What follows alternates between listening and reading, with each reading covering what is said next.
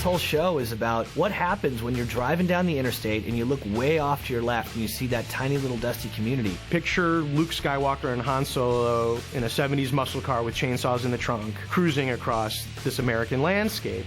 And our show turns left and drives out there, kicks up the dust, and explores it. We show you the demons, we show you the spirits, the ghosts, the, you know, whatever it may be, and we attack them head on. These are just two American guys that are running around trying to, you know, help out their fellow countrymen and, you know, do whatever they can do.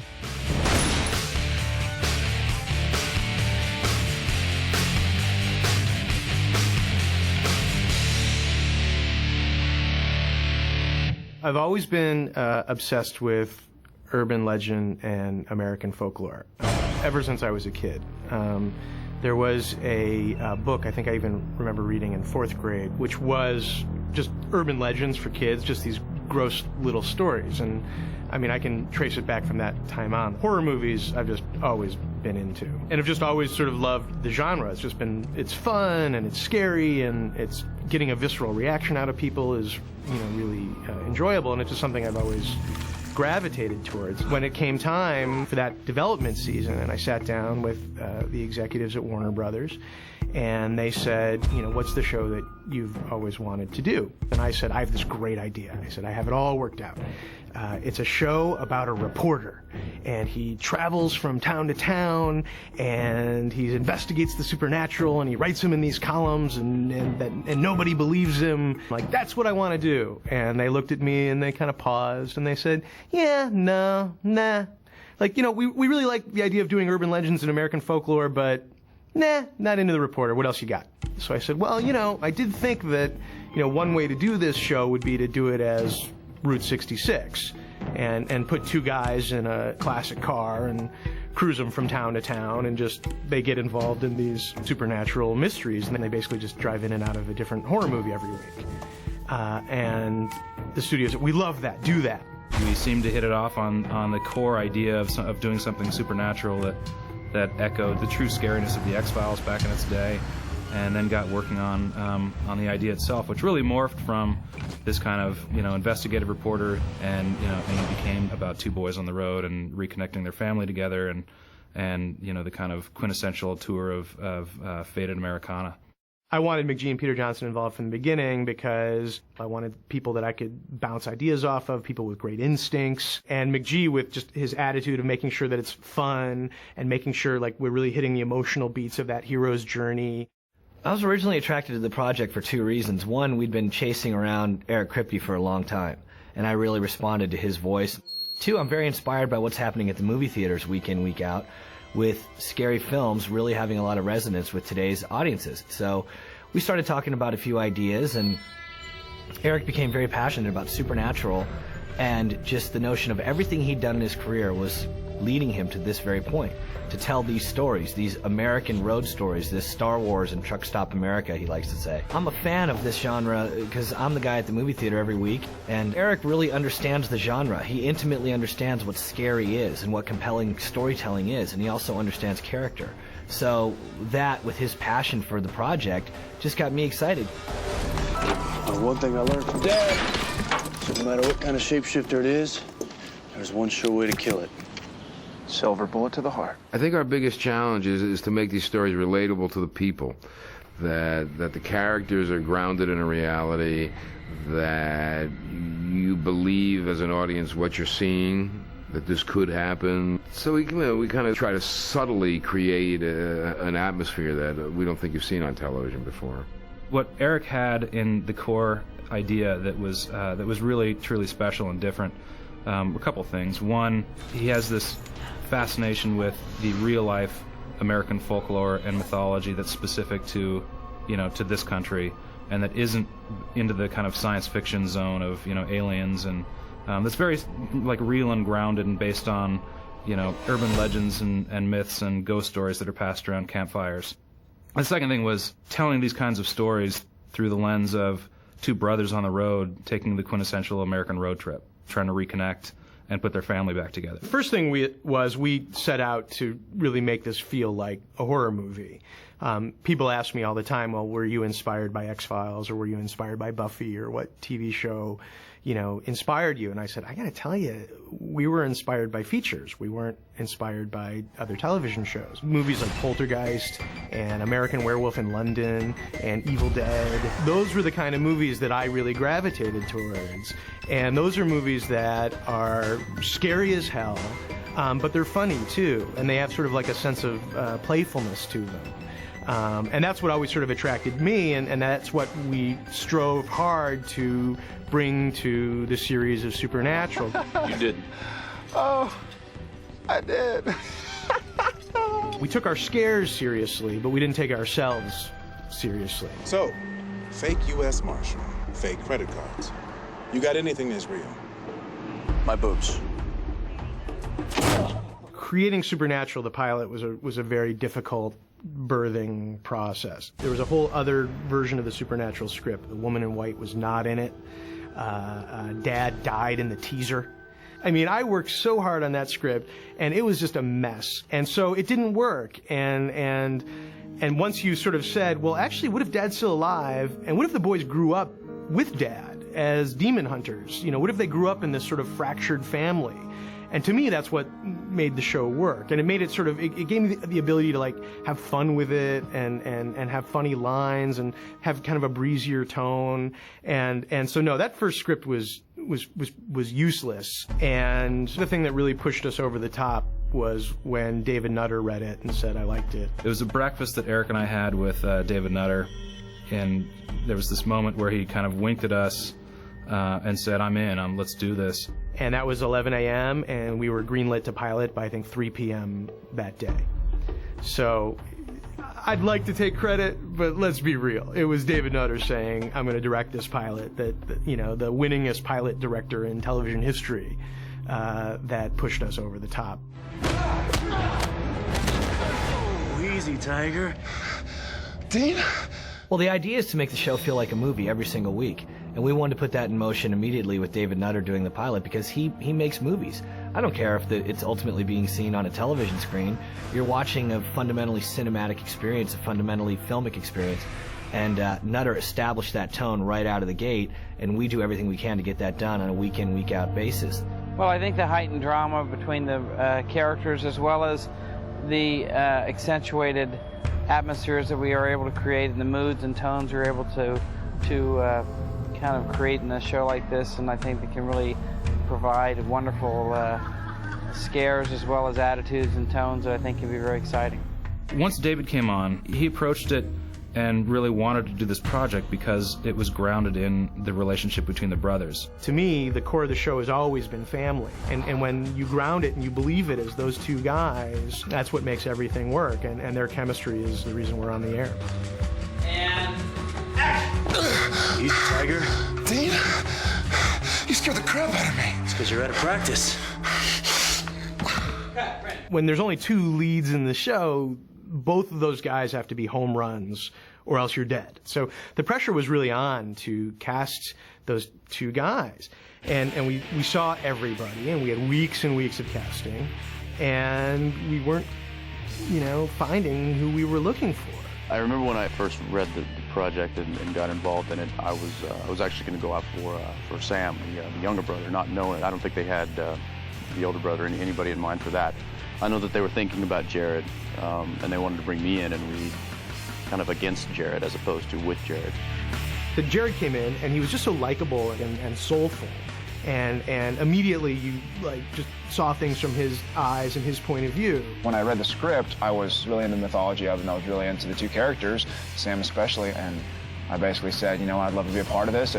If y'all will have me, I'd love to work my butt off for y'all guys and help tell the story of this character. After, Jared walked out of the room, we talked about it, and we said, geez, it's like Jared, if Jared was Sam, who, and Sam is supposed to be Luke Skywalker, so you sort of need an innocence, we're going to tap all of Jensen's charisma and put it into Dean. And we called Jensen and his representatives, and we said, there's Luke Skywalker, but you could also be Han Solo. And who as a kid, didn't want to be Han Solo.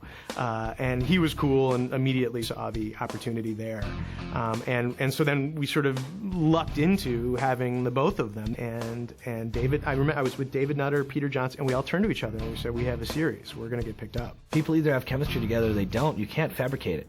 You can't cheat that. And these two guys together just have it, and it's a delight when you see it sort of explode in front of you, and you'd be a fool not to take advantage of that. What were you thinking, shooting Casper in the face, you freak? Hey, saved your ass. To me, I learned very quickly that Jensen and Jared, first of all, they're very good friends. And that's where the chemistry comes from. But they're also kind of unique. If they were dogs, Jensen would be Rin Tin Tin, and Jared would be Pluto. And they just genuinely like each other. Well, that comes off on the screen. Oh, I take everything back I said. I'm so happy to see you. I love the emotional drama between these brothers. That's what I find interesting. It's not the fact that they're hunting down demons. I mean, that's fun. Even if we do find the thing that killed her, Mom's gone. And she isn't coming back.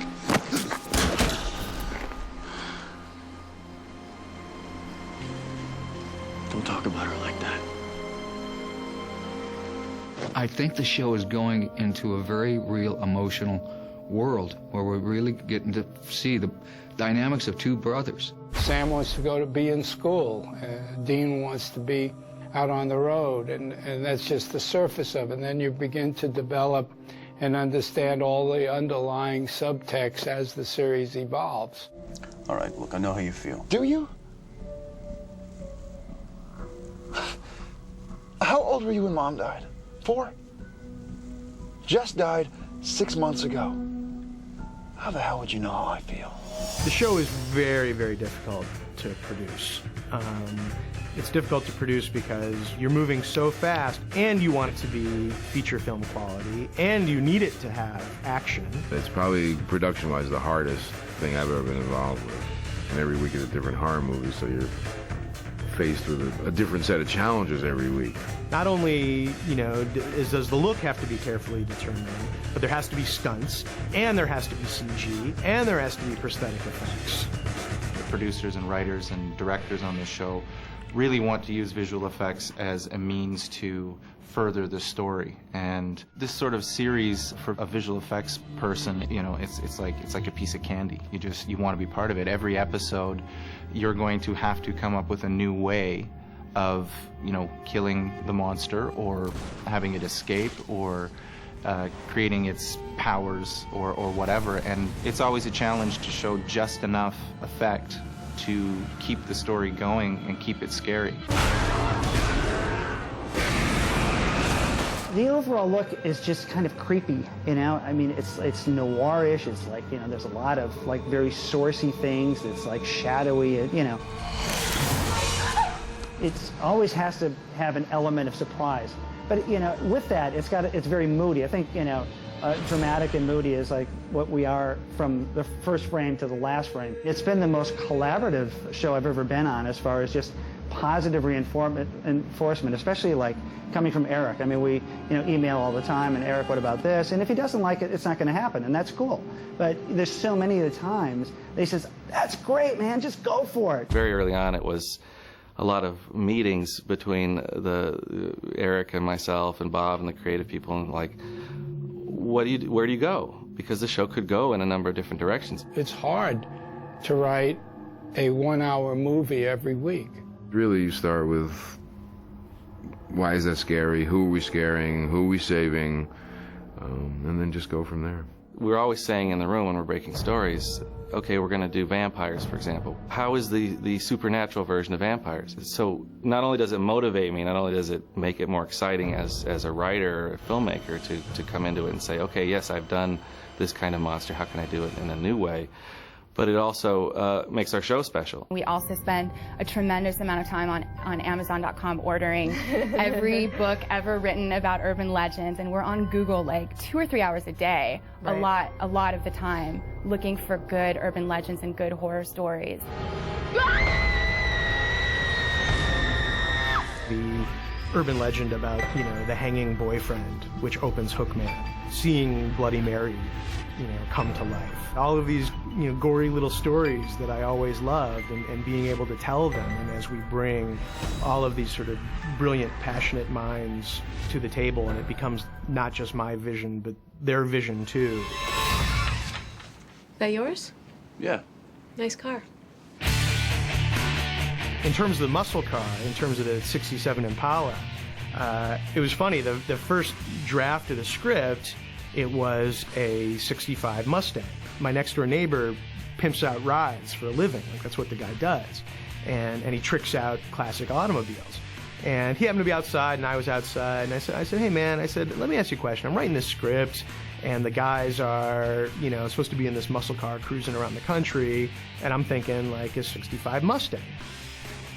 And I was like, what do you think? He said, oh yeah, 65 Mustang's perfect if you're a And I said, oh, well, I can't use that. Then, what car should I use? And without hesitation, he said 67 Chevy Impala, because you could fit a body in that trunk. And I went immediately online and I saw a photo of it. I said, oh yeah, that's the car. We kept saying, like, what we want is a car that when it pulls up next to you at a stoplight, you lock the door. Like, we wanted like a scary looking, car. And the Impala has really become, it's the third character to the show. I swear, man, you gotta update your cassette tape collection. Why? Well, for one, they're cassette tapes. And two, Black Sabbath, Motorhead, Metallica. It's the greatest hits of mullet rock. The voice of the show is classic rock and just sort of, dirty, dusty rock and roll that you put on in a cassette. I really wanted this vibe of classic Americana, and classic rock is a huge factor of that. This is a very important phrase, so I want you to repeat it back to me one more time. Zeppelin rules. That's right, up-high. And to me, it was such an important part of the show that they listened to that music. It was very clear from the get-go that we were going to have like Zeppelin and AC/DC and Ozzy Osbourne and Black Sabbath and Metallica, all bands that I really love. Sam is pointing through Dean's tapes, like saying, like, hey, look, here's the soundtrack of the show on camera, so you can't use anything else. It fell right in with, driving the 67 Chevy and these blue-collar guys listening to AC/DC and stuff. It fit, and I was excited about it. It just seems to work for the show, and it feels kind of tough, and it feels kind of cool, and it's not disposable, and it stood the test of time. And these are stories that have stood the test of time. So between that and, Eric's love for it and my love for headbanging, we decided this was the way to go. Hi, my name's John Bonham. Isn't that the drummer for Led Zeppelin? Wow. Good. Classic rock fan. We think it has something for everybody. We put a lot of humor into the shows. We have mini love stories. If people will sample it, they see that it's not just kind of a, it's certainly not a slasher movie every week. It really is rooted also in some real superstitions, and also it's very spiritual in a way. What'd you find out? Everyone Roy's healed 6 people over the past year, and I cross-checked them with the local obits. Every time someone was healed, someone else died. And each time the victim died of the same symptom LaGranger's healing at the time. You take what Sarah and Rael did with the episode Faith, and like a level of exploration into ethical issues and sort of a moral investigation. And they're, trying to have deep, thoughtful, commentary. And I never would have thought that I would be involved with such a classy episode of TV. Faith, I think, was probably the least horror movie that we did. I thought it was about something. I thought there were real issues in that show that we explored within the context of our show, and it didn't feel preachy in any way.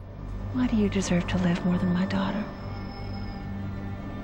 This was an episode that we conceived and we were really excited about. And also, as we were sort of breaking the story, we became deeply concerned. Like, they're never going to let us, tell this story about a preacher's wife who's, evil and killing people that are, homosexual and, abortion rights activists. And we thought, oh God, they're gonna throw the book at us with this one. And nobody questioned it. I mean, they really gave us so much creative space. I don't think we want to experiment too much and go too far afield from what the show is, which is a good little horror movie every week, that has an ongoing story with the brothers and brings a certain amount of, emotion and relatable heart to it. You have to base your episode in real human emotion.